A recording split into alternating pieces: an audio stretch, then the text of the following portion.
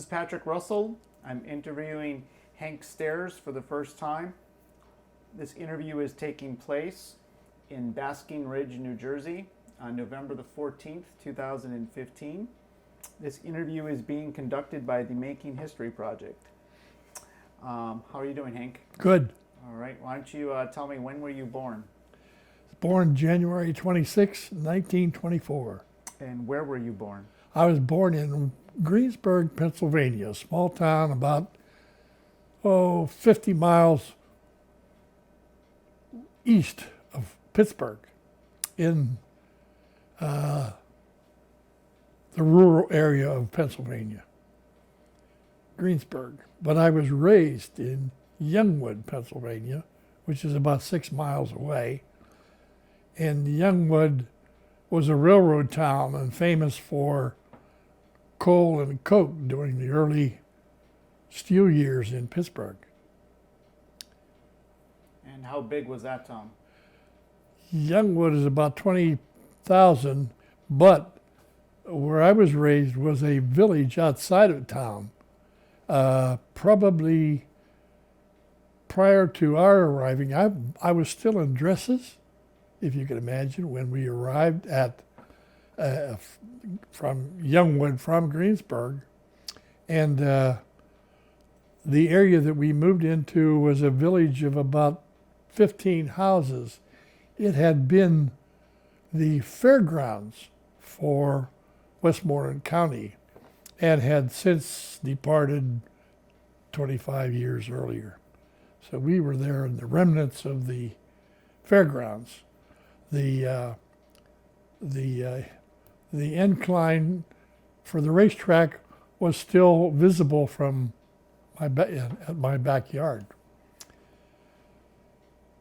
So we were on a dirt road, and everything that we had to have came from, quote, over town, end quote, Youngwood, our mail, our food, etc. So we were simply about 500 yards away from a streetcar and over town, and that was Youngwood. Okay. How big was your family? Are my parents and 2 boys. I had an older brother, Mac, who was in the Navy, and he got in the Navy, and his eyes were worse than mine. And I had tried for the Navy 5 times, including the last time. But my eyes failed me the 4 previous times. And of course, the 5th time I enlisted for service. And I was told, if you enlist for service, you can ask for whatever branch you want. So 3 of us decided to enlist for service. I wanted the Navy. My other buddy wanted the Marines. And the 3rd guy didn't care where he would go. So apparently the Army needed bodies, so we all 3 wound up in the Army. Okay. And what year was that? That was 1943. All right. And how old were you? I was 19. I think I have the right year there. Yeah, 19. All right. And why were you so gung-ho to go into the Navy? My father was a veteran of the infantry in World War I, and a couple of our neighbors were also veterans of the infantry in World War I, and I wasn't too happy about having to slush through mud and dig a trench and so forth. I wanted the Navy, and I could swim, and I loved the water, and I loved being aboard ship. So aside from that, the Army had the warm body. And why did you enlist? Well, we knew 3 of us knew we were going to be drafted in the next 6 months or whatever. So when this option came up, which someone told us about, we decided to exercise the option and it didn't turn out to be so. But that too is part of the history. We all three, excuse me, we all three wound up in the gravel pounders, as they say, infantry. And how did you feel about the U.S. getting involved in the war? Well, I was ready to go. The story of the Japan's, oh, by the way, that's an interesting little story in itself. How did I learn about the Japanese at Pearl Harbor?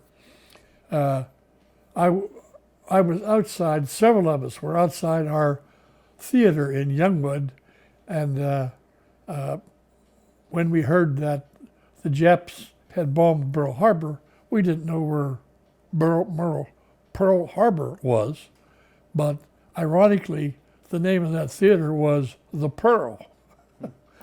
So that's how we learned. And a lot of my friends were being drafted and enlisting, and of course I did not want to be left at home, classified as 4F or whatever. So decided to go ahead. And my father told me, if it looks as though you're going to have to enter the service, join something other than the infantry, because he had enough experience there for both of us. And where did you end up? Where did I end up? Yep. In the infantry? In the infantry. Okay. And what was your highest rank in the infantry? In my first enlistment, my highest rank was corporal. The real rank was called technician 5th grade. And I despised that classification. I don't see how there can be any technicians where bombs are falling and people are shooting at each other. So I would prefer to be called corporal. Okay. And where did you do your basic training? My basic training was in Clamp Blanding, Florida. I recall getting off the train down there and stepping into the sand up to my ankles. And I turned to one of my friends. I said, who in the, we were railroaders also, my history of the hometown. Who in the world would put sand at this siding where they know people are going to get off the train and step in up to their ankles? Little did I realize that was the nature of the beast in Florida. Floor sand up to your ankles. Mm-hmm. And how was basic training? Describe it for me a little bit. I was inducted into a rifle company, K Company 262nd, who, incidentally, was on a boat and was torpedoed in the English Channel. The 262nd lost many GIs in that tragedy. Sorry about the diversion there. But I was part of K Company 262nd and went through basic training. Basic training was horrific. Terribly hard for a 130-pound kid from Pennsylvania. But in combat and in my experiences during the war, I had a very good basic training. It was tough, it was hard, and there were no blows pulled. We knew what to expect from an enemy. And I was fortunate enough, I think it was in the induction center, where we took a hearing test of Morse code, and in distinguishing one sound from another, and aside from the fact that I had a perforated eardrum, as a youth. Apparently, I could hear these sounds very well and pass Morse code very well, not knowing really what I was listening to. So off I go to radio school from K Company. So I went to radio school for, I think it was 6 weeks, and came back to the company classified and was almost immediately transferred to battalion headquarters as a radio operator and phone operator and whatever other kind of communications are taking place. So I went to headquarters. Then it wasn't long after that when there was a certain number of GIs. I guess somebody from higher headquarters sent down a message, we need so many bodies to go overseas as replacements. And I was shipped out as a replacement. So I left my basic training division, the 66th, and went to New York unassigned, went overseas unassigned. And what year was that? That was March 44. We left New York March 20th, I think it was, and landed in Ireland 14 days later. Excuse me.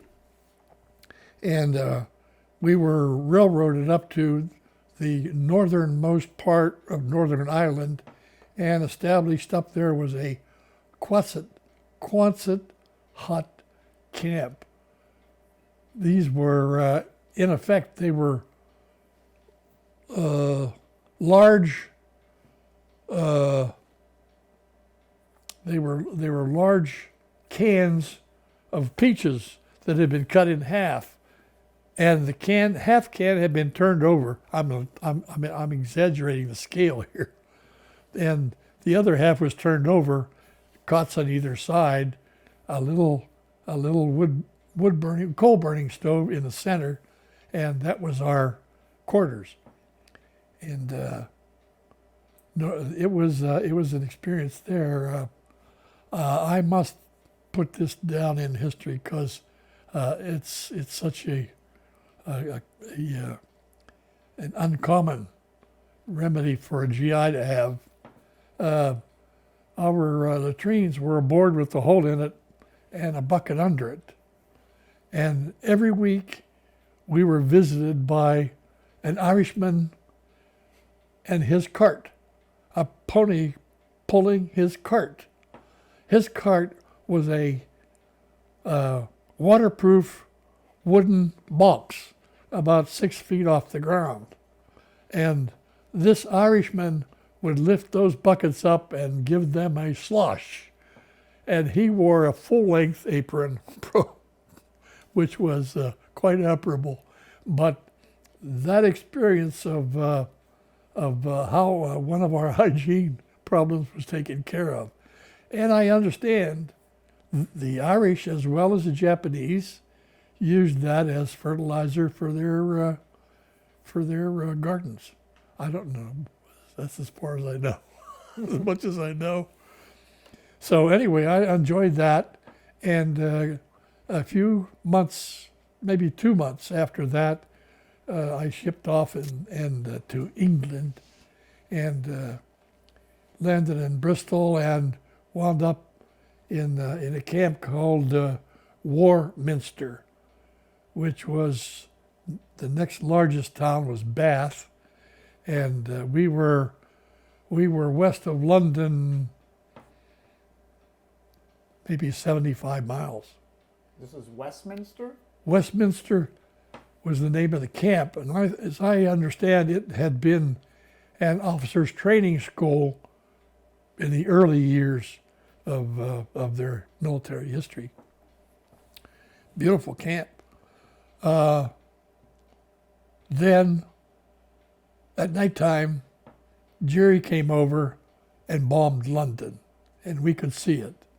And that is my first awareness of, by damn, this is serious action. So But we were never strafed in England by Jerry, nor was we bombed. But I could see the bombers flying over London, and the pencil-like stripes of search lights stabbing the skies, trying to pick out these craft as they were bombing them. So, but I don't remember. I don't remember of any of them going down. Do you know how the Germans got the nickname Jerry? No, I don't. I was wondering if you did. No, I do not know. That's interesting. I'd like to know. Do you know? Nope. Okay. What else? I had another thought about Warminster. Bath had been Roman baths.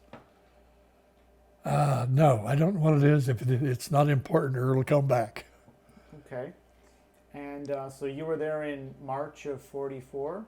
March, well, it was probably, I landed in Ireland in March, very late March, or early April, I don't know which. And I'm talking now, when we landed, it was probably May when we landed, late May when we landed in England. It might even have been early June. I don't really know.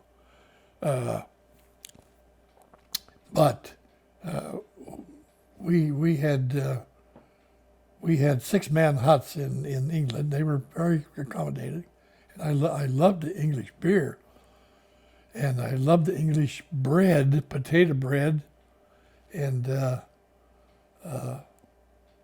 we still had training every day, close order drill every day, target practice, squeeze your rifle, squeeze.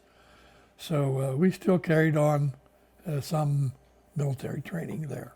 What type of equipment or weapons were you qualified on? I was qualified on both rifles, the Grand and the smaller one. What was it called? Golly, I forget what it was called. But the smaller rifle. It was still 30 calibers. And we fired both machine guns, heavy and light, as, quote, familiarization. And we threw a live grenade, and boy, I wish I could remember the name of that other rifle. It'll come to me. So basic, and we fired a bazooka. So we were familiar with all the basic, and we fired a mortar. And it was interesting for me to see, they were 60 millimeters mortars.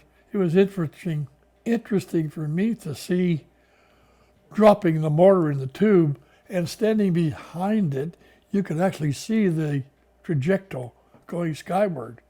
And then we lost sight, and the explosion in the terrain let us know where we were.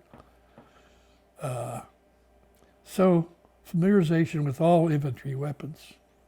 And what else were you working on, and what was your specialty? My specialty Was still the radio? was communications. Yeah, radio or telephone and so forth. Never, ever did we use Morse code. Never. I had a thought. I don't know what it was. Okay, it doesn't matter. It'll come. Yeah. Did you participate in any invasions? No, we came in Omaha Beach. I think it was D+20, which was a lot of days after the trouble there. But I do recall walking up the hill in Omaha, and there was tape on either side of a trail, and they said, "Do not step over the tape because that hasn't been cleared from landmines yet." And of course, I grew up as a deer and rabbit hunter in western PA, and when I reached the top of Omaha, I took the time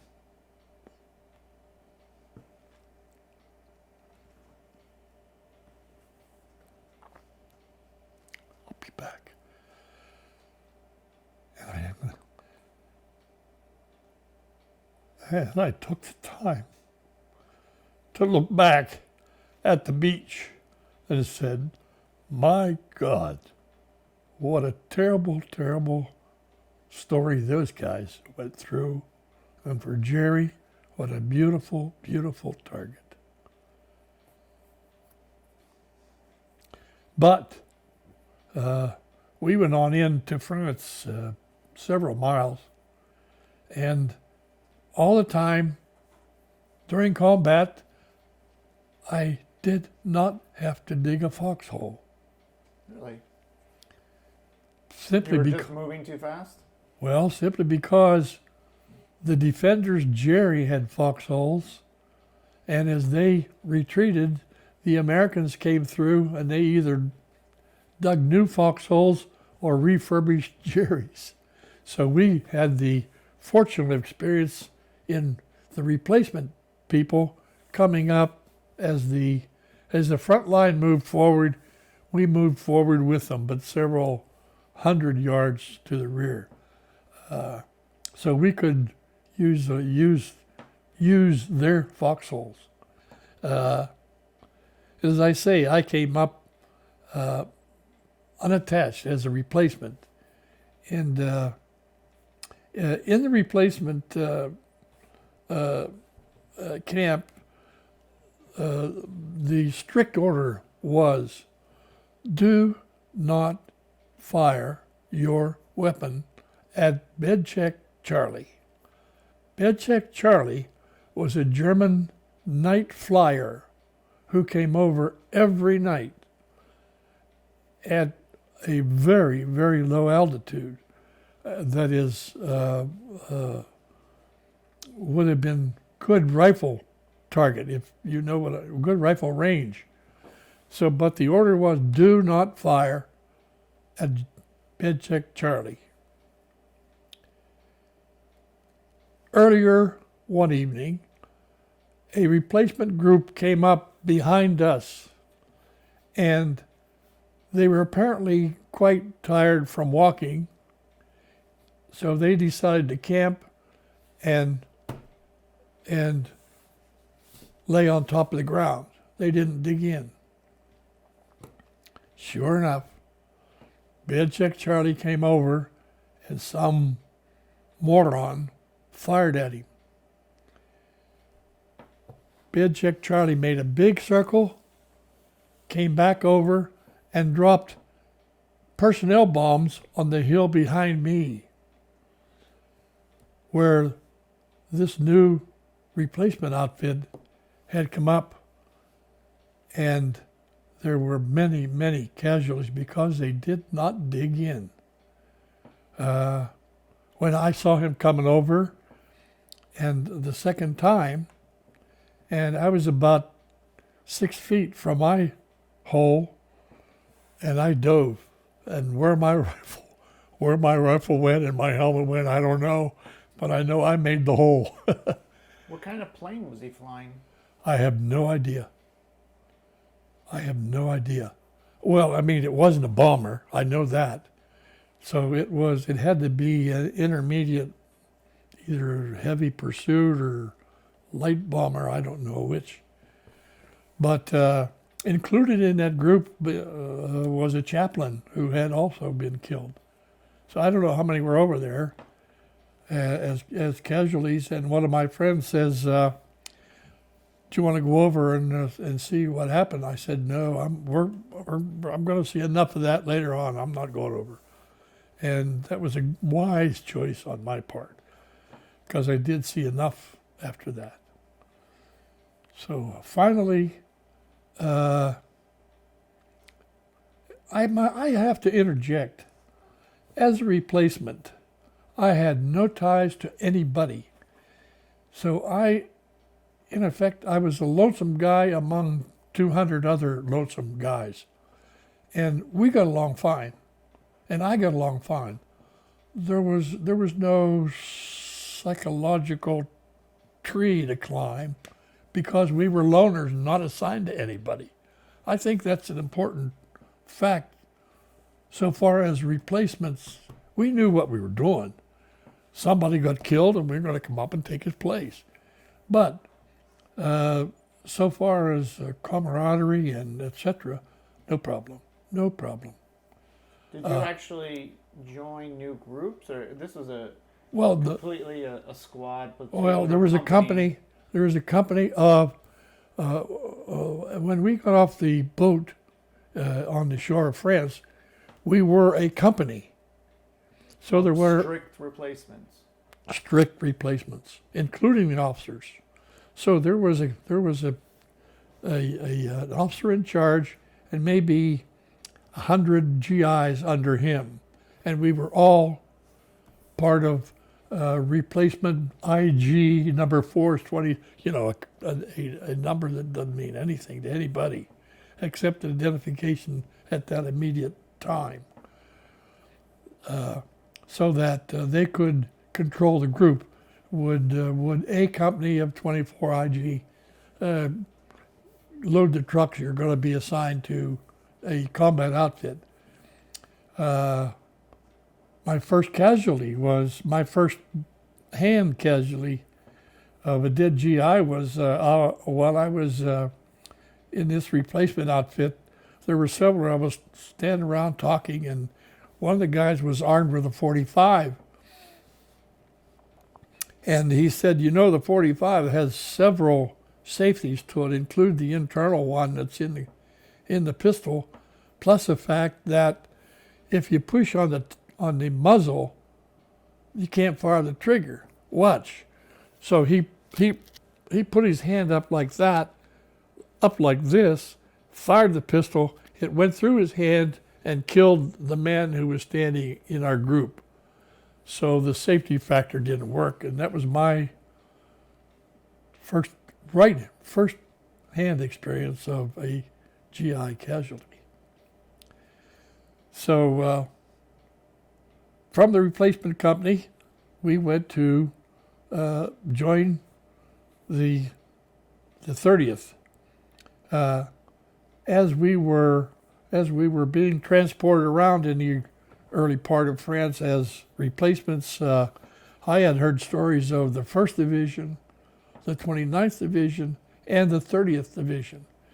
And I said, I don't care who of any of those three, because they all had good, well, the 29th came in on D-Day, and the 1st Division did too, I think. But anyway, they both had histories of good combat divisions.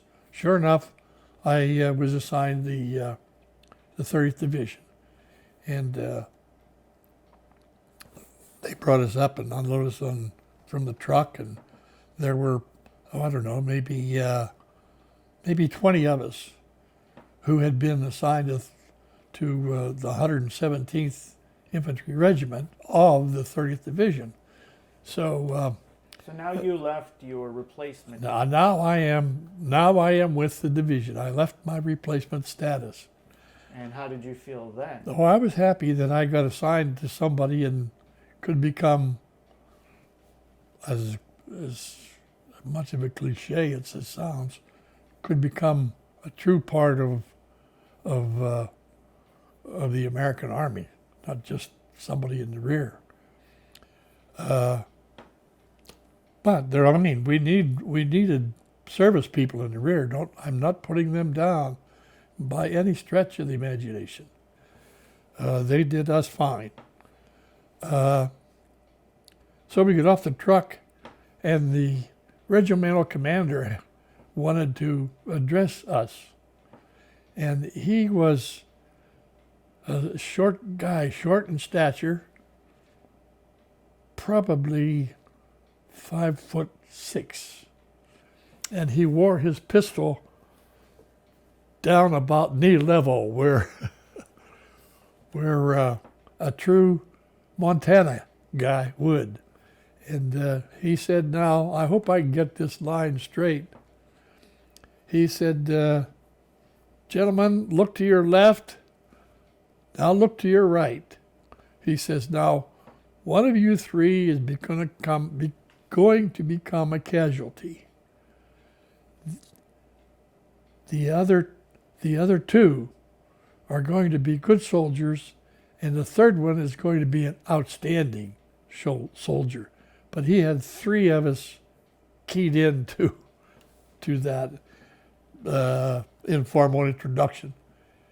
So we went off to our battalion segment of the division, and I at that time joined the 1st Battalion of the 117th Infantry Regiment, and we came up to battalion headquarters, and there, for some reason or other, we started to dig in,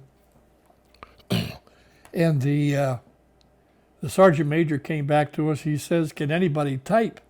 And I said, "I can." So he says, "Come with me."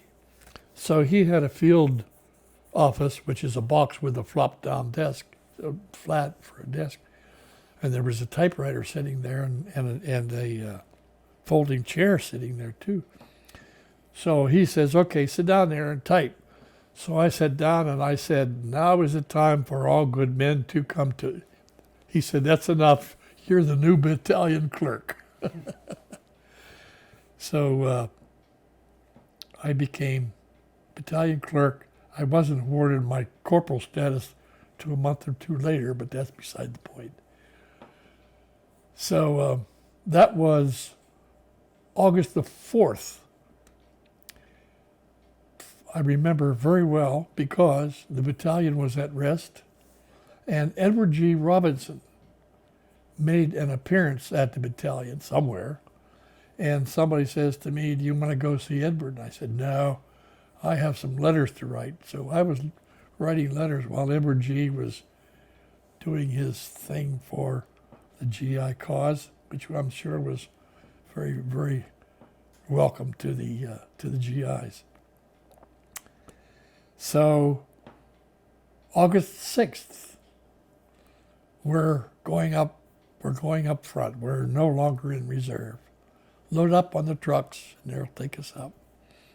So we rode it up on trucks and we drove through the French countryside for, I don't know, half hour maybe. I don't remember now. Where did you leave from? Do you recall? No, I don't. No, I don't even remember.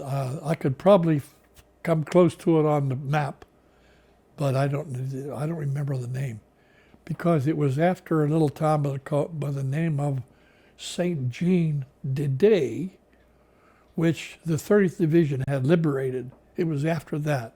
That was the first town of any size that had been liberated by the American GIs.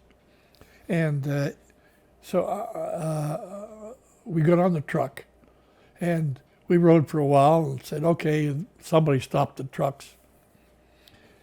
Now I'm going to use something that is not happy in today's language. We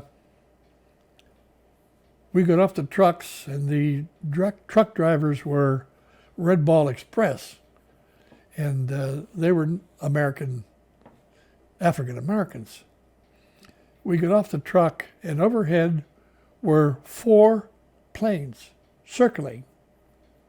Now, we were used to seeing 4 planes because our P-47s and other planes used to travel in 4s.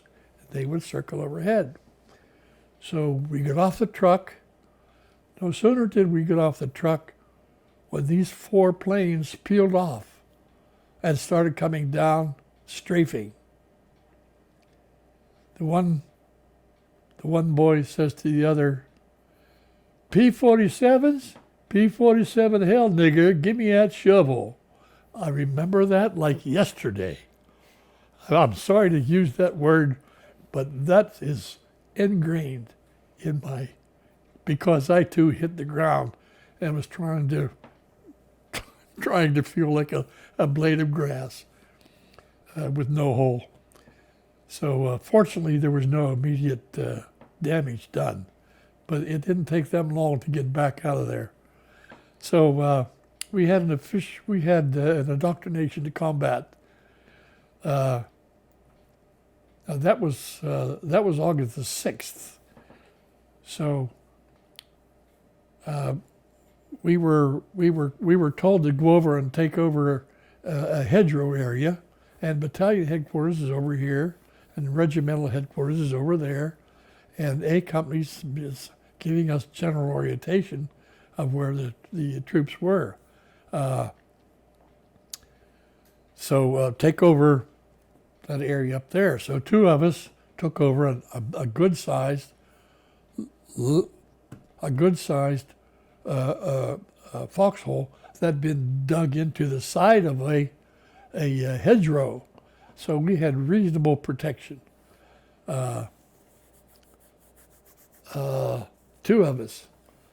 Now, we could crawl in, and we had reasonable protection from our knees up. However, our feet were in the entryway, if that makes any sense. So, sure enough, the artillery started coming in. And we were only in position maybe half a day. We had taken over for the 1st Division, who went back for a rest. So we took over their wire, their headquarters, and their combat positions, their foxholes. And fortunately, the highest ground in the area was in a town, Mortain, called Mortain, that was about 2 miles ahead of us. Our biggest town was St. Bartholomew. But that being said, the artillery started coming in, and we could hear all kind of combat action up ahead of us. And very shortly, a sergeant came by and said, "Boys, you two," said, "go up there and take up a firing position. We are now the front lines." The Jerry's had counterattacked the Mortain area and overrun quite a few of our people. A Company roadblocks were overrun. C Company roadblocks overrun. So we indeed were the front line. And I can remember taking up a rifle position, and as I said, I was a deer hunter, and I wasn't afraid of that rifle. And looking up into the next hedgerow, I said to myself, if a Jerry comes out of that hedgerow, I got him. But in the background, I could hear the clackety, clackety, clackety, clack of tanks. And that was Jerry's tanks. They got up as near to me as the town. Now, if St. Bartholomew, I have no idea how far I was from St. Bartholomew, but that was our area. And our battalion commander had an OP, an observation point, in the town. And tanks came into the town, and one parked outside his observation point. And he escaped after doing some damage to the Jerrys, who were the ground troops who were accompanying this tank. Story goes, and I believe it, that the tank came up and stopped right by the building he was in, and he rushed out of the building, climbed up, shot the leader of the tank that was sticking up through the porthole, and climbed the tank and fired down inside, hopefully killing those inhabitants. But he escaped. Our battalion S3, who was part of that, he incidentally, 2 of his men had become prisoners. This is all hearsay, it's not my experience. Do you recall the name of that officer? Oh, sure. Colonel Robert E. Franklin. Now, his operations officer, Captain David Easlick, found a hiding place, and he stayed there for a day or so until the immediate charge of Jerry was halted. The immediate charge was halted. Our observation from the high point in Mortain was a blessing. They could observe all the routes in and around that high point. So they directed the artillery all around that high ground and, in effect, blunted the Jerry charge. Now, accompanying them was our own artillery that they had observed and was directing, but accompanying them was a group, squadron, wing, I don't know, of English airplanes. Right at that time, they came flying over, and right where we were, I was looking up at them. They were a treetop, and I could wave at the pilot. And he had his machine gun going all the time, and he was firing the machine gun. Then after a short time, he would let rockets go. So I assumed that the machine gun blast was kind of a zeroing in of the rockets. And they say that they too knocked out several of the Jerry tanks. The town, incidentally, was completely surrounded, the town of Mortain. And these boys up on top were there for 6 days, I believe, with no medical supplies, very low food. There happened to be a garden, turnip garden nearby, and they ate turnips to survive, and they had very few rations. Their batteries were running low, and they set them out in the sunlight to get them a little recharge. So they were very, very easily call them the heroes of the Battle of Mortain. And where were you in relation to that? What were you doing? I was in a defilade, a ditch, with my rifle pointing at the next hedgerow, and then when it quieted down, the planes started coming over, and we got out into the field and were waving at these guys. So I was back away from the immediate action. As we were in that spot, that foxhole, and while there, I saw a couple firsts. My first American wounded, my first live German, my first dead German, all from that spot where we were. When things got quieted down, incidentally, the Jerry also had, in addition to conventional artillery, he had a type of mortar that was called a Nebelwerfer. And if you're not familiar with the Nebelwerfer, it's 6 tubes tied together, and they're all about the size of a football. From that gun, the screaming Nemes, as we call them, were fired. They were fired in unison. 1, 2, 3, and 4. And we could hear them scream the whole way in from the moment they left the end of that device. They screamed until they exploded. So a rather disconcerting piece of equipment. several days later, after after it quieted down and we could walk around a bit, I walked over to regiment. It was only about 100 yards. Incidentally, when I got over to regimental headquarters, there were 2 Jeeps parked there. They both had been hit with shrapnel, and I have, to this day, I have no idea who they were. Our division commander was a 2-star. The assistant division commander was a brigadier, 1-star. It may have been their Jeeps.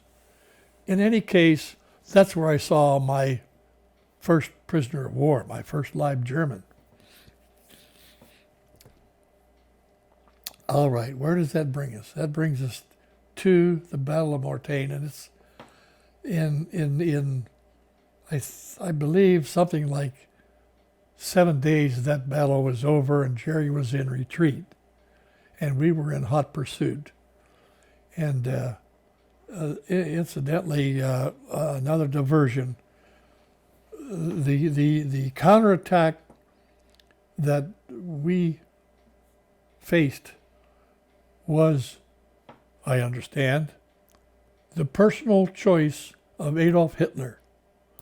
He thought that he could break through the American forces to the sea, a town by the name of Avranches, where was a very, well, we say small corridor, maybe a quarter of a mile or so back there, where Patton had gone through like his Patton-esque self with his army and was spreading out in the Third Army at that, I think it was his Third Army.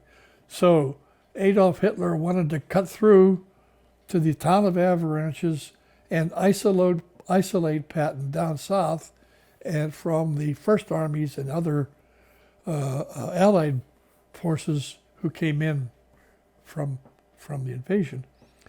But that was the purpose of his counterattack. There's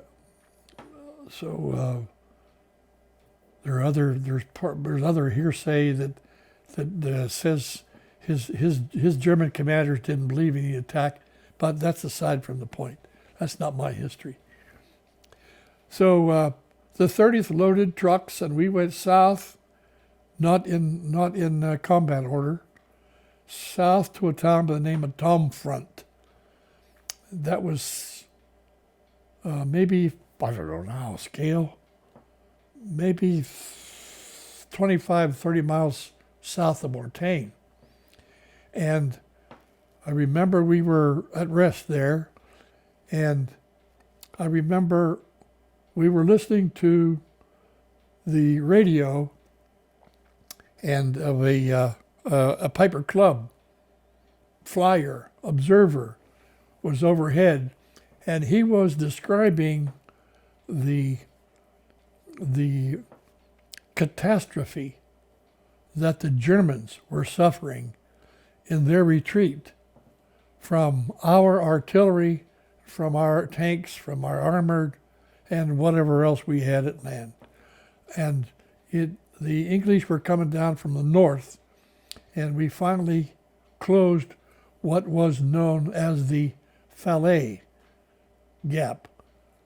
There was still a very small opening, what that is, I don't know, 2-3 miles at the west end, where many of the German soldiers withdrew.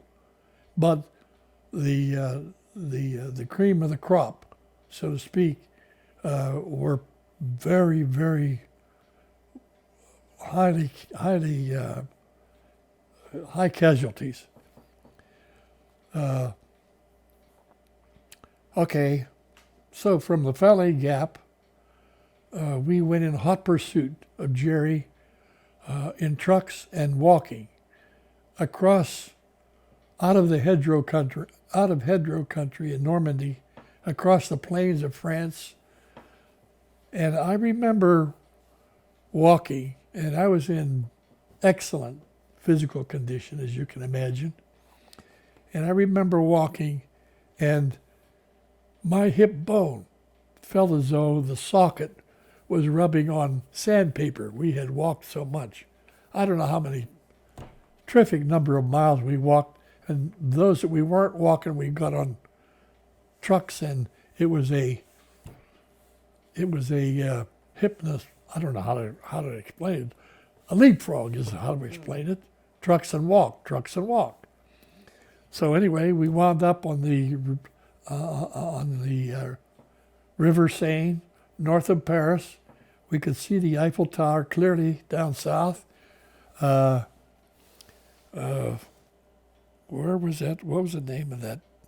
I don't know. Anyway, the river. Of course, all the bridges across the Seine had been destroyed by Jerry in his retreat. And so we could cross the river on some of those bridges, but no vehicles. So the foot soldiers could cross over, which we did, still in pursuit. But Jerry had withdrawn and left some I don't mean to say it's a walk, but left light rear guard that we were facing all the time or chasing them. So we weren't misery free, so to speak. So that brings, after we left the Seine, we then went charging towards Belgium, and we stopped at a town, I remember the name, Tourneau, Torn, I think it's AIS, doesn't matter. So we stopped there and waited to reorganize or for other people to catch up. I don't know why. And while we were there, Dinah Shore entertained us. And of course, she was a Tennessean, and the 30th Infantry Division was originally Tennessee National Guard. So there was great camaraderie there. Of course, you also realized that she was talking to an awful lot of enlisted men who were replacements, if you understand what I'm saying. One of the crazy things that happened was the guy next door from me, or one of the close by anyway, is cleaning his rifle and it went off, and that is not a very happy feeling either. So anyway, we liberated Tourneau. We entered Belgium. We were the first American unit, I think, above a squad or above a platoon. First American unit to enter both Belgium and the Netherlands. We clipped them both at the bottom, so to speak, and were the first troops to enter. So in Belgium, our first big target was the town of Maastricht, and which was very close to the Siegfried Line, which that's in the Netherlands. We went across Belgium in pursuit, let us say. Then when we entered the Netherlands, we again halted in the Maastricht area. We liberated Maastricht, and we stopped there and waited for whatever reason to reorganize, etc. What are you doing when, say, the town of Maastricht's being liberated? What are you doing? You're operating the radio. I'm in battalion headquarters. I'm either operating the radio or the telephone, and the rifle companies, ABC, they're up ahead of us, and two rifle companies would be up ahead of us, and one of the rifle companies would be behind them, along with our area in reserve. We were back, away from. So I was manning the phone, and the messages would come in, and either up or down the line, and I would I would call for Curlew 6, the battalion commander, telephone call for you, or Curlew 3, operations, or Curlew 2, who was supply, and Curlew 1 was administrative. He was part of our headquarters group. So, and as the colonel wanted to go up to his OP, we would, either I or somebody else would accompany him with a radio to be in constant contact. So I spent very little time on the front lines. So you got a bird's eye, big picture view Oh of man, what was was going I? on. Oh, was I? I knew what was going on. What a wonderful position to be in. To realize, and the colonel would come in and he had a folding map in a clear plastic container, and he would reach a certain point and come back, and one of the people, one of either operations or intelligence or somebody, would take his map and mark the line where the front lines were, bring his map up to date, so he knew how far he was going and what was ahead of him. So I guess that about brings us to the Siegfried. Incidentally, I might make a quick note that throughout combat,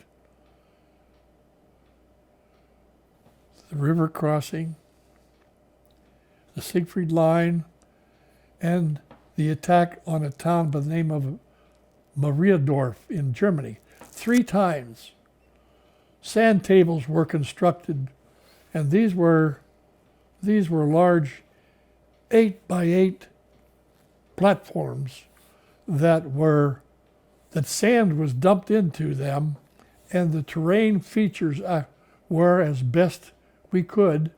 The terrain, where there was a hill, there would be a little mound of sand. Every terrain feature that we could put in was there in, I don't know what the hell scale that would be. If a house is a little block 3/4 by 3/4, that will give you an idea of the scale. So this was used as a visual aid, and prior to the attack, every company commander, every platoon leader, every squad leader came up and stood around that table while orientation was given to them about what the attack mode would be. If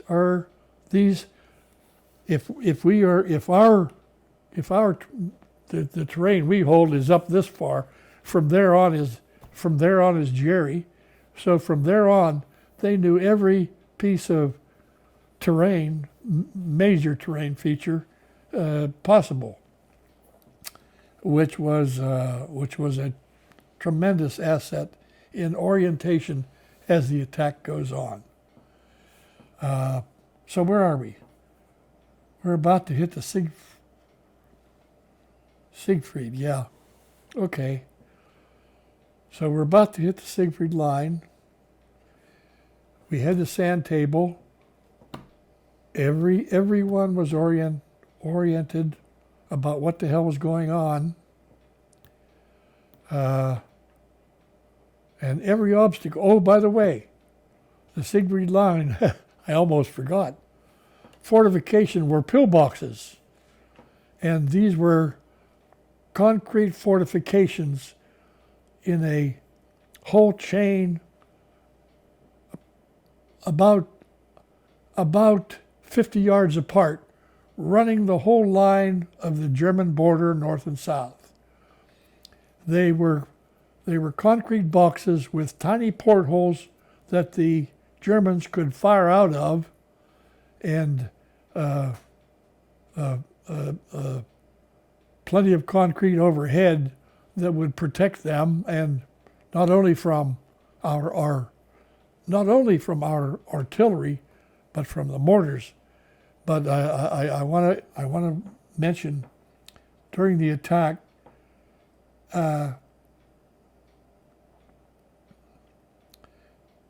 I'll mention prior to the attack, some enlisted man, went up, and running parallel to our front was a little stream. I would call it a trout stream from Western PA.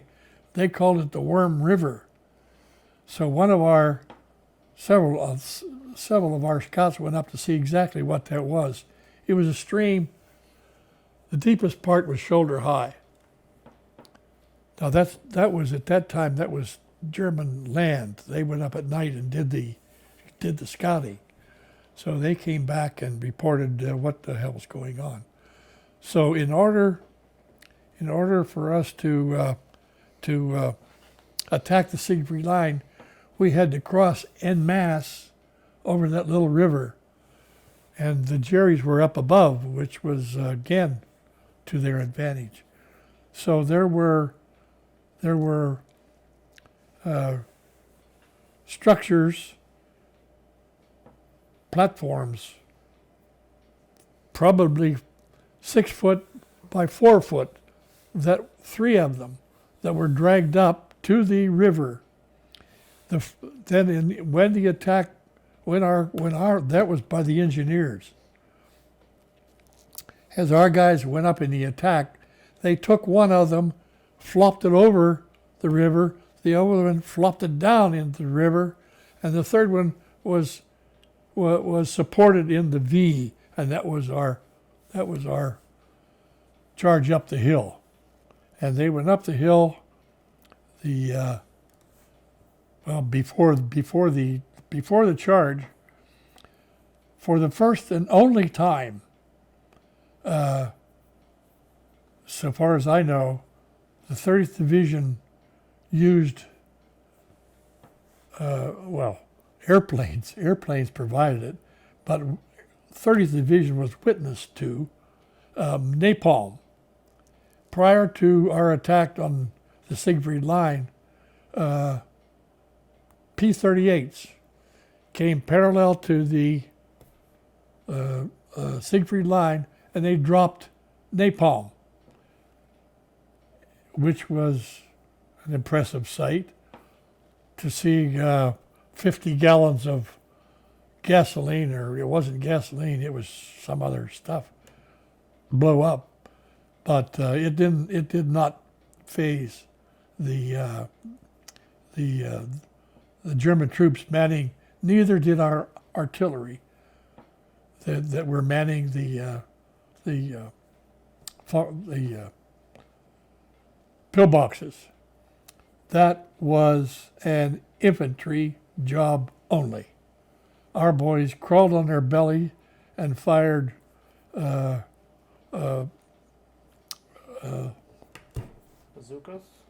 bazookas, and the heavy machine guns were at the rear, and they fired into the portals as best they could.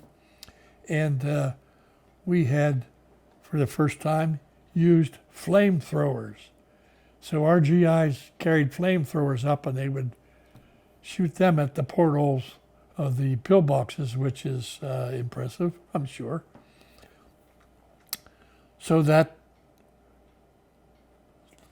got us through the Siegfried Line.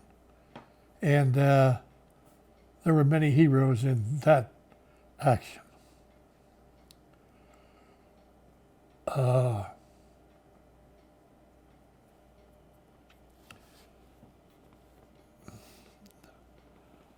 I don't know. Yes, I will. We got through the Siegfried Line and had reasonably good control of that immediate terrain, and they said counterattack. Once again, headquarters guys, including me, were put up on the front line to stop the counterattack. Fortunately, it was taken care of by one of the rifle companies. It was a one tank and a platoon of infantrymen, but they took care of them. The next day, there was a call come for volunteers for a special mission, And I volunteered. So they said, okay, drop your rifle and your sidearms here and put on the Red Cross sleeve. You know, they had a band that went around with the Red Cross on. You got a special mission. So our mission was to go back to the attack ground where our guys were.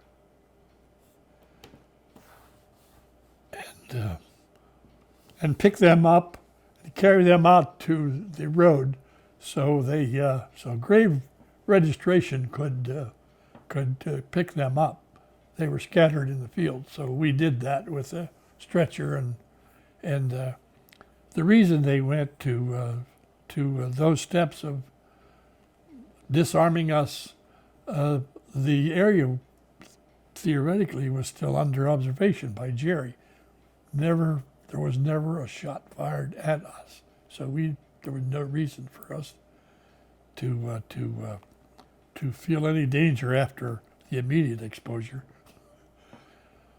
So the Siegfried Line was ours in that area. Did you know before you volunteered what the substance of No. your special mission was? Didn't know. Had no idea. Was that a difficult task to do? No.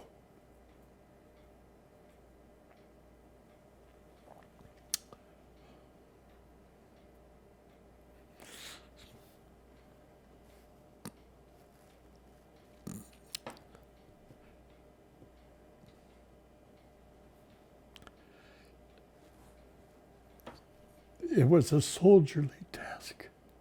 It was one that you felt you had to do. Yeah. Pardon me. I'm sorry. I didn't plan for that to happen. But anyway, so Siegfried's ours. Continued the attack for Jerry. We stopped in a large. Another sad story, a teardropper, that I have to relate is when we were in the attack mode after the Siegfried Line, and we were attacking a town by the name, I don't know whether it was Ubach or South Ubach, I don't know which, but for some manner of, I don't know, circumstance, I found myself running. I guess we were under fire, I don't know. And I had to jump over a GI who was dead. And as I did, I got a glimpse of his gold bar bob off the sunshine, off that gold bar flash. And I felt bad because second lieutenants are expendable in the infantry. They are platoon leaders. They are out in front with their first platoons. So he had become an early casualty of that attack, and I have no idea. I don't know anything about it, but I mean that was a kind of a heart-rending experience. So we got into a town by the name of Alsdorf, and we were there for several days before resuming the attack. And when we did resume the attack, there were, I don't know what the next town was, but the next town was probably, maybe a half a mile away across farmers' fields. And the attack was underway, and I remember our crossing this open beet field, and a couple mortars plopped and exploded nearby. And of course, we had hit the ground. And God bless him, our first sergeant got up and he said, "Okay, you guys, let's get the hell out of here." So we ran forward to continue the attack. And there were no casualties, but I thought that was a pretty damn good bit of leadership right there. So anyway, where are we? Mariendorf we took. We began to realize after seeing some prisoners of war that came back through Battalion, we began to realize that they were digging awful deep into their manpower because these were kids. I mean, we were young boys. These were kids. Excuse me. All right. Where am I? Well, I guess I'm up to the Rhine River. I don't remember much. I'm sure there's some stuff that went on in between, but it wasn't of any major consequence. The Rhine River was the next major obstacle. And here again,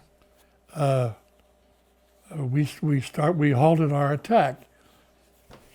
Pardon me, I'm sorry. We halted our attack. Had this sand table made up in our reserve period there, so everybody knew where the hell we were going and what we faced in relation to the terrain. And these sand tables were brought up to date as frequently as we could, every day certainly, sometimes more than once a day, because we had observation aircraft, and we would get their pictures almost within hours. And what other bit of intelligence went into gathering what's going on? Maybe prisoners of war would tell us who we're facing. But anyway, we knew everything was going on. The night of the attack, we marched up to, there is a bank on each side of the river, over at Flood Bank, I'm sure, but that's not the right name. If you're with me, follows the river the whole way. Okay. The aerial photographs showed the German side. There were pillboxes the whole bloody length of that bank. So we expected the worst. So we were brought at night. We were brought up to position, stopped, and we were asked to form two lines and to follow the scout that was in front of us. So we're marching along, two lines, and we pass a U.S. Army vehicle. I don't know what the hell it was, Oldsmobile or something, painted the Army khaki, etc. What the hell's that called? We found out later. That was Ike and General Simpson, 9th Army commander, observing what the hell's going on that night. So anyway, a few, maybe 100 yards more, we came to the bank with the boats that had been placed earlier there by engineers on the back side of the bank. And as we did, there was someone said, "You this, you that." So we peeled off to man the boats. Probably, as I remember, maybe 10 to 12 guys to a boat. And you were participating in this. Oh yeah. Well, the assault troops would have been ahead of. They already took their boat. They were gone. So we were in the maybe second or third wave. I don't remember now which. So anyway, we dragged these boats up the bank and down, put them in the water, and we got in. And the guy gets in the back and putt. He starts us across the river. And I'm sitting in the back of the boat. And I turned around and I see this guy is a Navy guy. I said, what are you doing? You're a Navy guy and you're up here in the infantry taking us across the Rhine River? He said, yes, but I get to come back. So he would go back and get another load. So up over the dike and down over the side, and there was a little town by the name of Ord, that was the first settlement after our crossing. And I remembered that very well. And got on the opposite side, and I heard a sound. So I don't know, I was, somehow I was, maybe the other 10 guys went ahead, but I was by myself. So I thought, well, maybe somebody needs, so I went over, investigated the sound, and here's a Jerry leaning back against the bank, and he said, I got shot in the foot. He could speak English. He says, I need help. I said, stay where you are. Just the aid men are coming up behind us, so they'll take care of you. Can I have your watch? In about that monotone type of conversation, and he gave it to me, and I went on my way. So I went into the first building that I came to was a small house, and I went downstairs to see if there's anything happening. And I get down there were an old man, and as I recall, at least 2 and maybe 3 terribly frightened women standing off in a corner when I came down the steep cellar steps. I'm sure they were scared to death. And I was awfully warm from the walking fast or whatever. Anyway, I thought, boy, I might take. So I took my steel helmet off, and over in the corner of the room was a buggy, and I swung it back to toss it over into that buggy, and I thought, oh, wait a minute, maybe there's a baby in there. Indeed, there was a baby in there, so I'm glad I didn't toss my helmet. But that was it. I turned around and went out and found my troops, caught up with my troops. So that was the river crossing. The next major obstacle was what? Jerry. So we had cleared out the major obstacles of the conflict, and knew that Germany was done, because we knew the advances. Again, in battalion headquarters, I knew where the Russians were coming from the other end too. So the last bit of combat we had was in Brunswick, and the German general waved a flag of truce and asked for our general. So General Hobbs came up, and he asked General Hobbs. He says, if you'll let my troops escape, I'll give you the town. And General Hobbs' reply was, and I think history will verify this, General Hobbs' reply was, I don't want your town, I want your soldiers. So there was no truce. So there was still a little bit of a conflict that went on after that. Not much combat anymore. So we went through the town of Brunswick, and we're heading for the Elbe River and a town by the name of Magdeburg, which had been almost, half of it almost destroyed by earlier bombings. And we entered the town, and sporadic resistance. And I remember we were walking down on this side, both sides of the street, and I looked up and I saw a Nazi flag hanging out on a stanchion from the building. So I want that. So I went charging into this building up to the second story, and went over and ripped this Jerry flag off the stanchion, and that was my souvenir. So we finished up. We were ordered to stop in Magdeburg, which had two-sided coin. One side was, we are not going to have the privilege of getting into Hitler's Berlin. The other side was, we're not going to be shot at anymore.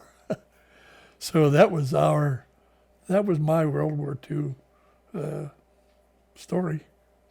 I'm sure I left out some pieces and I put in some pieces. And you mentioned you knew that Germany was done and you knew where the Russians were. How closely were you monitoring the Russians?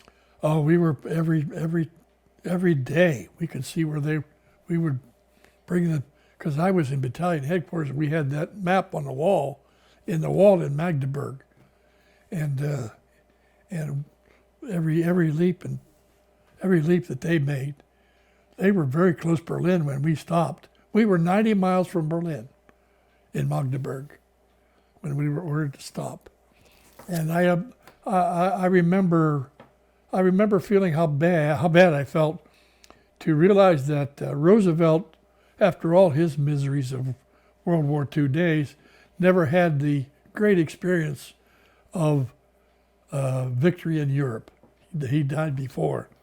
I don't know when he died before. So that's my story. Okay.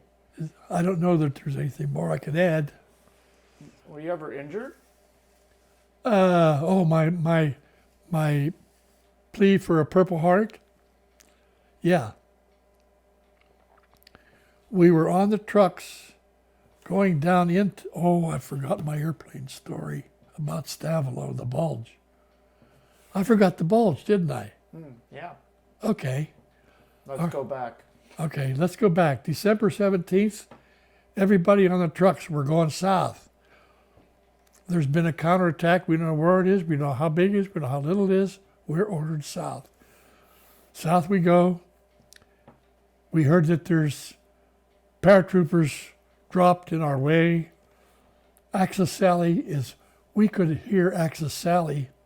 This is an English-speaking propaganda person from Berlin.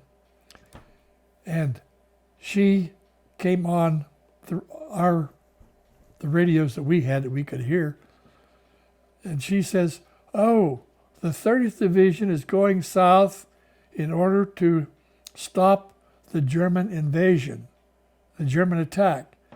Even though they are Hitler's SS troops, they're going to fail. Hitler's SS troops. So anyway, we went down south to a town by the name of Malmedy, Malmedy, Belgium, and we landed there. It was, let me see, we got on the trucks about 7 o'clock, and it took forever to get down there. But anyway, we're in the trucks. Jerry's bombing. Bail out. Come on. So we were going so slow at times there would be a guy walking in front of the truck to make sure we didn't run into the truck in front of us. So I bailed out of the back of the truck, and my helmet came down and hit my GI glasses and just laid open my nose, the bridge of my nose. But that would have been my claim to a Purple Heart. This is because there's a bomb overhead? Because Jerry was trying to, he did drop bombs, but not in our area. He had bombed some other areas. So anyway, that was my only claim to a Purple Heart, but I can't follow through. But anyway, we get out of Malmedy, and we were bombed by our own planes in Malmedy. That's another story. The next day, they said, you're going they said 1st Battalion is going over to a town by the name of Stavelot, Stavelot, which was west of Malmedy, 15 miles. So we got on trucks. We went back. We traced our steps back to a town by the name of Forchamp, and then went from there up toward the town of Stavelot. We reached the ground high above town, and here were GIs sitting along the road, having their K-ration dinners. Jerry kicked us out of town, and I forget what outfit they were. Doesn't matter. On the road to Stavelot was a gasoline dump, which Jerry, of course, needed for his counterattack. The Belgian National Guard, for another term, Belgian soldiers not in uniform, started this gas dump afire. 150,000 liters of gasoline went up. That was between us and the town of Stavelot on that same road. Somewhere I read that Colonel Franklin said, "Don't put any more things on fire." No, he never said that. Hell no. The fire was already over when we got to the top of that hill. So this guy says Jerry's in town. So Colonel Franklin says, okay, attack mode. A company on the right of the road, B company on the left of the road, C company following with D company and headquarters down the road. And they attacked towards town. They got almost through town before they hit any resistance. The resistance they met was 2 Jeeps and a half-track came across the bridge into town, into the square, and they're shooting. And they were Germans in GI uniforms with the GI half-track and 2 Jeeps, American Jeeps, but they didn't last very long. They were pretty well taken care of by A company. So we have B company on the left, A company on the right of the town, and this narrow stone bridge, the link. Piper had already been through. He was gone when we come down and cut his supply line. He no longer had any service from the rear. So, while we were there, we got one counterattack from what would be Piper's rear to our right flank. A company disposed of them.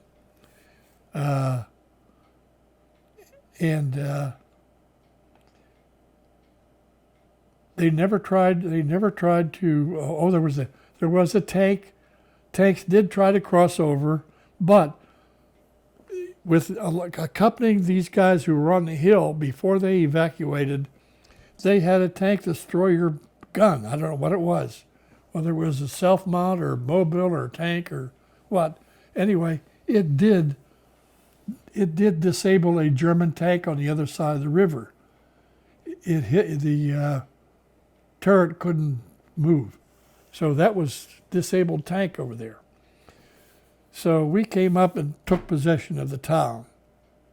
Now, I was on the hill behind with the rest of battalion headquarters, and we had our switchboard set up in the basement, and that's where we were sleeping, in the basement of this house.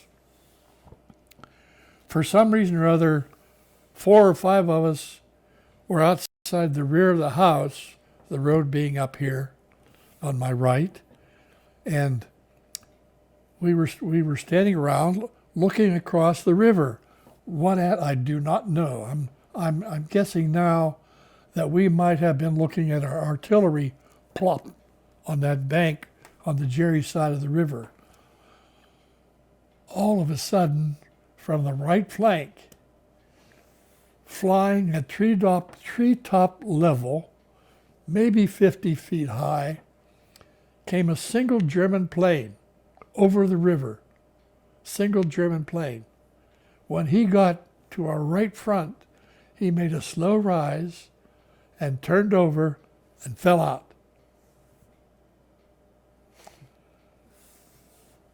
One of these four guys looked to me and said, "A company will have his flight suit off of him before he hits the ground."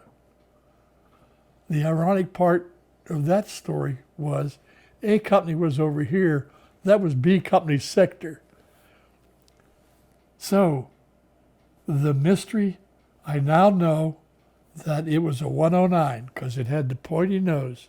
It was a single flyer, Why was he wounded? He was flying, the motor was going in the plane, but it made a slow roll, fell out.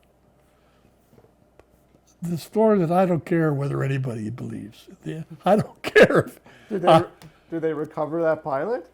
I don't know. I never heard what happened to the airplane. Did it crash over in the Malmedy area? Because that was Malmedy's direction. I don't know. Never heard. I'd love to know. Well, the thing that kept me sane all these years was that little phrase, A company will have his flight suit off of him before he hits the ground. Now, when you were in the Malmedy area, did you hear about the Malmedy Massacre? Oh yeah. And how, in what time period was that in relationship to your presence? Let's see. It had to be when we landed. It had to be there, because that massacre took place several miles south in Five Points or Tri-River or whatever, Tri-Points. And there was a survivor or two that got out of that massacre that brought the word back. So that was one thing. And the other thing was the advance of that half track and two Jeeps coming across, trying to get over. That was an incident. Two more incidents. Two boys, two GIs in their foxhole, and a guy in a GI uniform comes up and asks if they want a cup of coffee, and they said, yeah. So this guy kills him in the foxhole. It was obviously cold-blooded murder. But from then on, anything that moves across the river is fair target. Piper had already gone. In order to open his supply line, there were several attacks to our right, which was A Company, where German soldiers tried to wade the river and attack us on this side.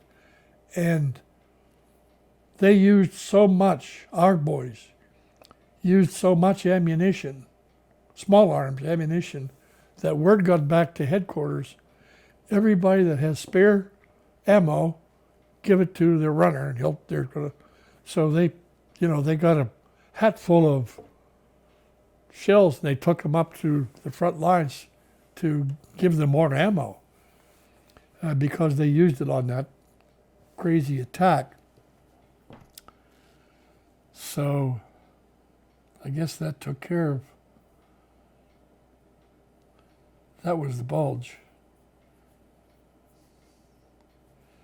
Well, continuing on, our part of the Bulge.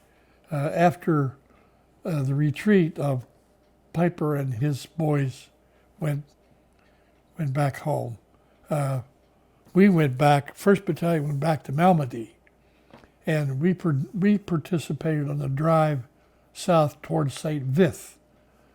And that's when we happened to go down the same road where the massacre had taken place, and there were grave registration guys sweeping the snow off the corpses and putting them on trucks like cordwood. Did you see this? Yeah.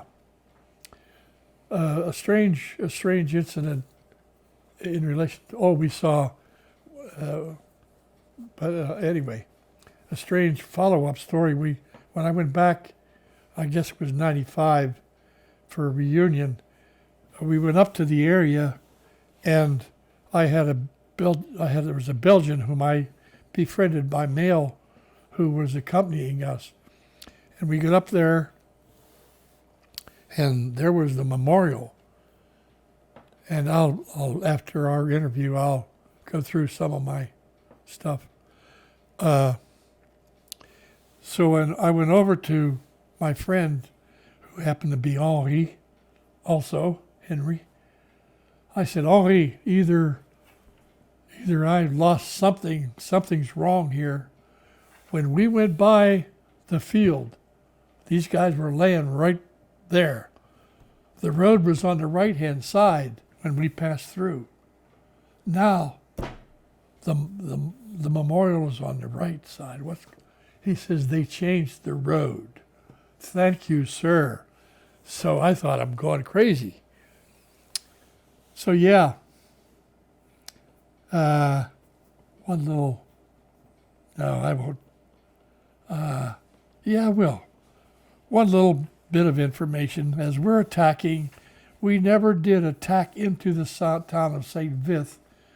We got up to the edge of St. Vith, and they wanted to have the boys who were kicked out of St. Vith in the beginning of the Bulge to come up here and finish liberating St. Vith.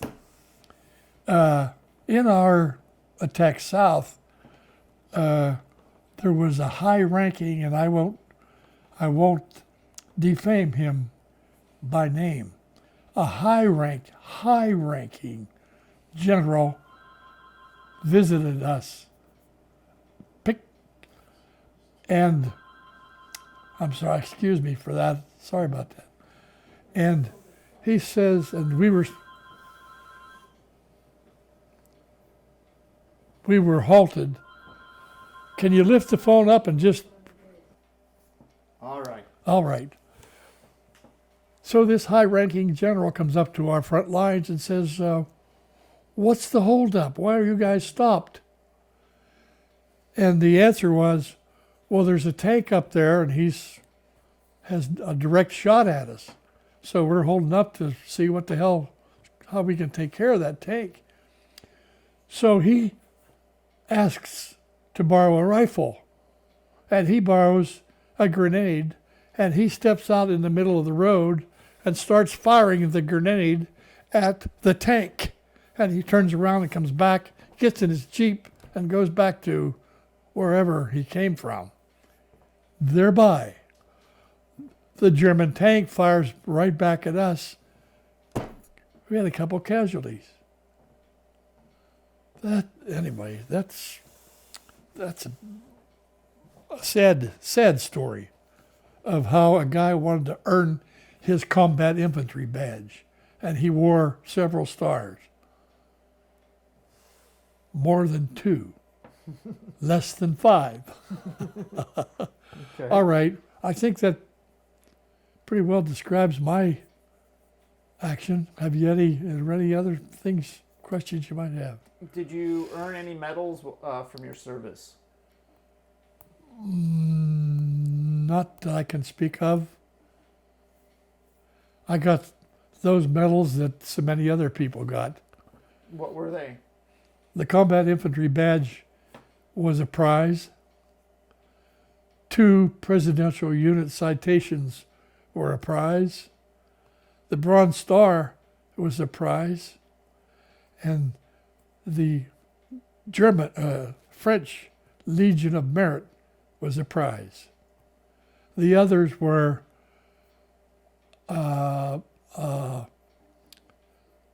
secondary. Okay. And your highest rank at the end of your service was what? My highest rank in that service was corporal.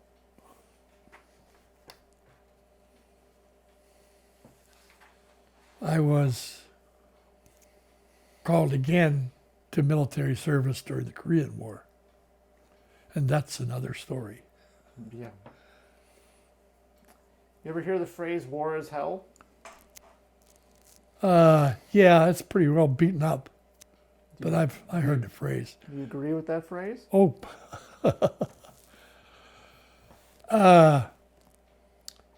War is hell.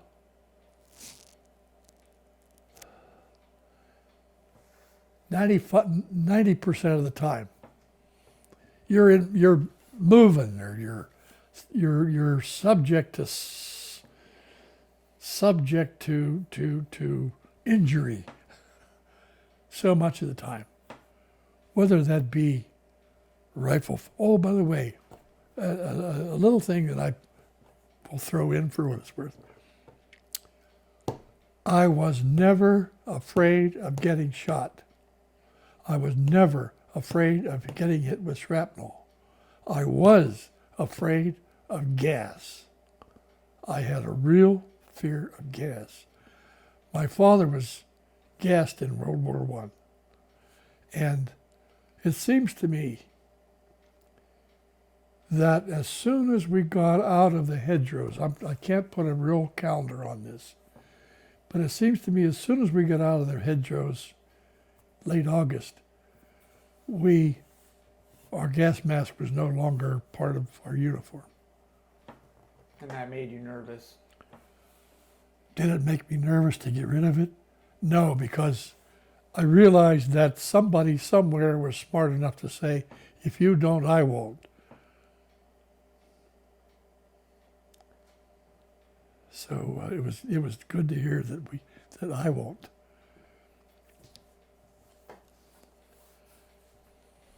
Did you have any experience or suffer any trauma from the war? Absolutely none.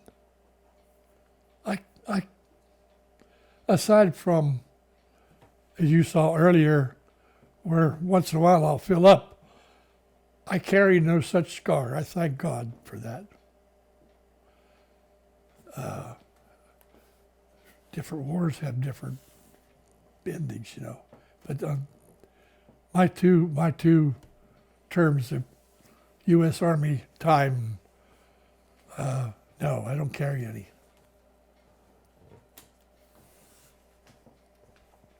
And the time that so to this day, 70 years later, you still have strong emotions, as we saw, about thinking about those that were lost. That's something that doesn't go away. Forever and ever. Ever and ever. My wife says, I don't know how you remember all that stuff. She has to realize that here we were, 19, 20 years old, not knowing whether tomorrow is going to come, and we're soaking up this atmosphere like a sponge. Every movement, every tree leaf is a. So well, as you realize from our interview, I'm carrying a large part of that story with me, and some of it is good memories, and some of it is not so good memories. But I'm very proud of that part which our division played. Which brings me to another point. There are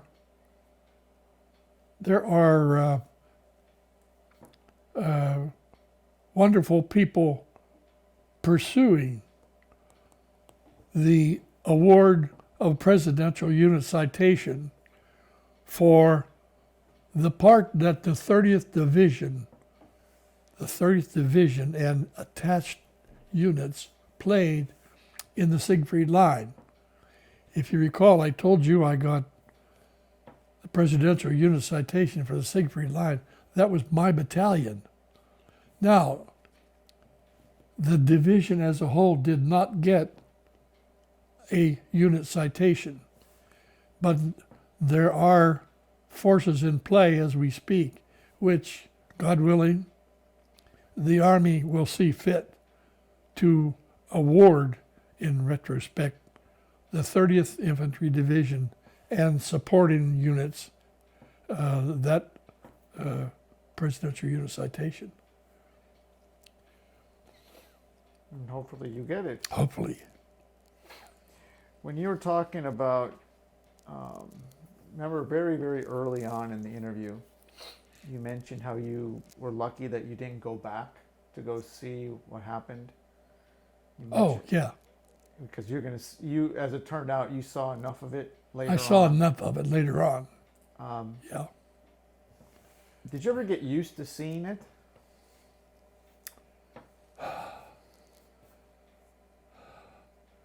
Now you have to realize, not only did I see it in GIs, but even more so, I saw it in Germans, dead soldiers.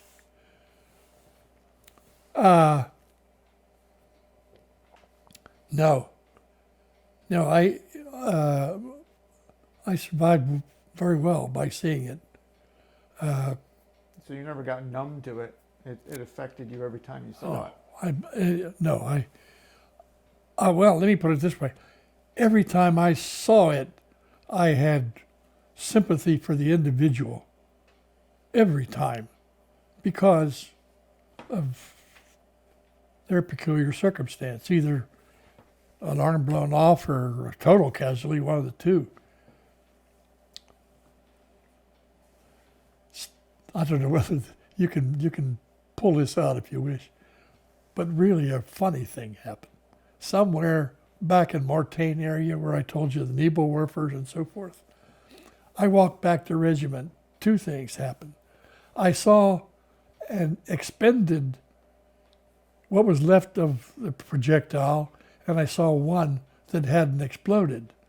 Now, I got close enough to look down at this exploded missile at my feet without realizing the thing can go off immediately. But I never even thought about that. Oh, there's what the shell looks like. So I walked by. I had another thought, and it left me quickly. It left me just as quick as it came. I don't know what it was. We were talking about expended shells, or what? Mm-hmm. What was our last comment? No, you mentioned you saw an expended shell, and yeah. The Nebelwerfer, our regimental commander, who probably was subject to more of those projectiles than we were in that foxhole. He called his headquarters Nebelwerfer Alley or some misnomer of such. Another little bit of point of interest, perhaps, to somebody. This foxhole that we had in the Battle of Mortain, where I told you we could crawl under, and the lower legs were exposed, but our upper body was protected with logs and dirt and debris, what have you. During the night, there had been a tree explosion. What do they call them? Tree burst over our foxhole. We get up the next morning, and the land, for 5 feet out from the hole, the land was absolutely pocked, one every 8 inches, pocked with fragmentation spots worth. And it never hit our feet, either his or mine. It's crazy. Plus, now I know now I know the thought that I left a minute ago. When I walked back to the regiment, there was a GI helmet laying on the ground, what had been a helmet. I picked the helmet up, and you know what a GI helmet looks like? And holding one portion of that helmet, it was 2 feet long. It was like somebody took a can opener and went around, and made it 2 feet long. Pardon my animation. But very, very curious. And I don't know where the poor guy will, okay. Is there anything from your experience from the war that still affects you today? From my experience during the war that affects me today, now I can't think of anything. I can't think of a thing that. Do you know anything that affects me? He said to his wife, who's in the background, that affects me today. No, I can't think of anything. Where were you when the war ended? We were in Magdeburg. And what was that day like? That day was pretty great. Pretty great. You realize, of course, that we had to sit there and we didn't get to participate in the Battle of Berlin. But, and I also said the other side of the coin, that we weren't being shot at. But, yes, we were highly happy about the conclusion. And during a quiet period, several of us went down to the river, and there was a little bridge across the river, and we met Russian soldiers down there. And of course, we couldn't commute language verbally. We knew very well that they wanted cigarettes, so we gave them cigarettes.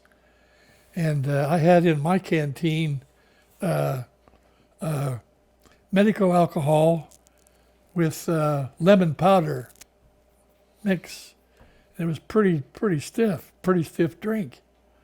I mean, medical alcohol, I don't know what it is, 100 proof? I don't know. Anyway, so I gave the Russian a drink from my canteen, and he chuckled and, did this, and he says he had me his canteen. And I took a slug of that, and man, I felt that burning the whole way down. I don't know whether it was distilled vodka or what, I have no idea. And they laughed to beat the devil at this GI who couldn't take their drink. It's really what it was. But friendly parting there. I guess that's about it. Is there anything you would like to add that I didn't ask you today? No, I don't think so. The only thing is, can I be excused to go to the bathroom? Sure. All right. Well, before you go, Yes. I want to thank you. You're welcome. I hope I have been of some merit, and I hope these words will develop into a good overview for somebody of World War II. I want to thank you for your service and spending the time. You're very with me today. welcome. Thank you. Okay.